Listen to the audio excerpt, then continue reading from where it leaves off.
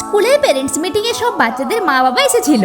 এই মহিলাই বাচ্চা মেয়েটিকে ডাক দিয়ে বলে, রুহি এরপর তো তোমার টান, তোমার মা বাবা এখনো আসেনি? মেয়েটি বলে, মা বলেছে ডেফিনেটলি সময় মতো আসার চেষ্টা করবে শুনে বাকি সবাই নিজেদের মধ্যে আলোচনা করতে লাগে। কেউ বলে, আগের বারে তোর বাবা শুধু একাই এসেছিল, এইবার মনে হয় বাড়ির মেয়েটকেই পাঠিয়ে দেবে। এইভাবে সবাই নিজেদের মন্তব্য করতে লাগে। এই সবকিছু টিচারও শুনছিল। এরপর মেয়েটি টান আসে। তখন এই মহিলা বলে, কিন্তু ম্যাডাম ওর মা তো এখনো আসেনি, তাহলে প্রথমে আমরা যাই। তখনই কেউ নক করে আর একজন মহিলা পুলিশ ভেতরে আসে। এটা রুহির মা ছিল। টিচার সবাইকে একটা সারপ্রাইজ দেবে বলে আর রুহিকে তার লেখা প্যারাগ্রাফ পড়ে শোনাতে বলে। রুহি বলে, মা আমাকে শিখিয়েছে লাইফে একটাই রোল মডেল হবে এমনটা জরুরি নয়, তাই আমার রোল মডেল প্রত্যেক ওই নারী যারা চেষ্টা করে। যেমন স্কুলে আমার টিচার, ক্লাসে কেউ ফার্স্ট আসুক বা লাস্ট, উনি চেষ্টা করেন আমাদের সবাইকে সমানভাবে পড়াতে। বাড়িতে আমাদের কাজে রত্না দিদি, মা যদি কোনো মিশনে যায় তাহলে রত্না দিদি পুরো বাড়ি সামলানোর চেষ্টা করে। আর আমার মা আমাদের দেশের জন্য খুবই ইম্পর্টেন্ট ডিউটি করে। তবুও স্পোর্টস ডে বা প্যারেন্ট টিচার মিটিং এ মা সবসময় আসার চেষ্টা করে।